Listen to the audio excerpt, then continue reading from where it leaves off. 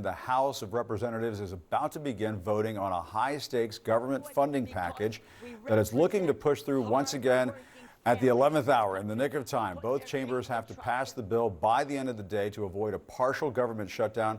It's not clear if Speaker Mike Johnson has the votes just yet. He's facing backlash, not just from Democrats, but from within his own party. One congresswoman saying the Republican majority is, quote, a complete failure. Those aren't the words of a progressive.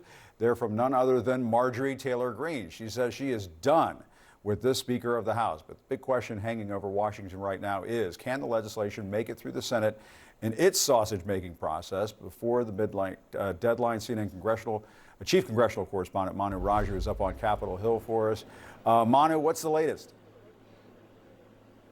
Yeah, look, this bill is expected to pass, according to top Republicans, but not without some pains, particularly coming from the right. The far right of the House Republican Conference is absolutely furious at their leadership for cutting this deal. Remember, this deal is about 6 months after the fiscal year actually began, and they had approved short-term extension after short-term extension, ultimately keeping the government open, kicking the can down the road. That first short-term extension led to the ouster of Kevin McCarthy after a revolt from the right flank. Now, Speaker Mike Johnson, the new speaker, had to cut a deal with Chuck Schumer, the majority leader in the Senate, and the White House to fund the rest of the federal government to the end of this year. And that is what a number of Republicans on the right are concerned about. They believe this deal did not go far enough and cut spending and the process. This bill was unveiled yesterday morning at 3 a.m. It's going to have to pass today in order to avoid a government shutdown by midnight tonight. And they say there's simply not been enough time to review this 1,000-page bill. And that is one warning from one member in particular, Marjorie Taylor Greene of Georgia, who suggests that perhaps this could be an effort to try to oust Speaker Mike Johnson because of the way he has handled this. And she just took to the House floor, also raising major concerns about this bill. Madam Speaker, it is the will of our voters, and it is the will of Republicans across the country that this bill should not be brought to the floor, that this bill will absolutely destroy our majority, and will tell every single one of our voters that this majority is a failure.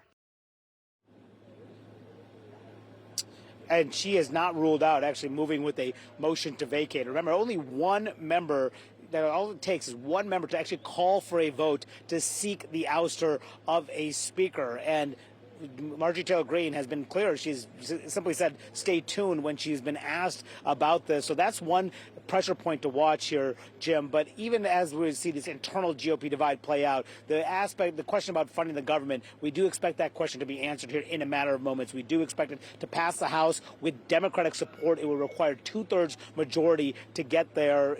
Even the question, too, for Mike Johnson, he wants to get a majority of his Republican conference to back this plan. It's possible they could fall short of the majority, which could add to more political problems for the speaker. But even if this does pass, which is expected, it has to be approved by the Senate sometime today, reach an agreement with all 100 senators to actually schedule that vote. That is still an open question, as this messy process could finally reach its conclusion today.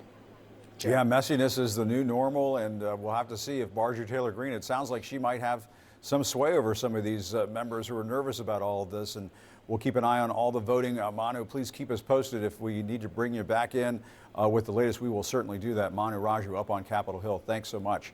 Joining me now is CNN senior political commentator, former Republican Congressman Adam Kinzinger. Adam, I do want to ask you about all the Trump stuff in a second.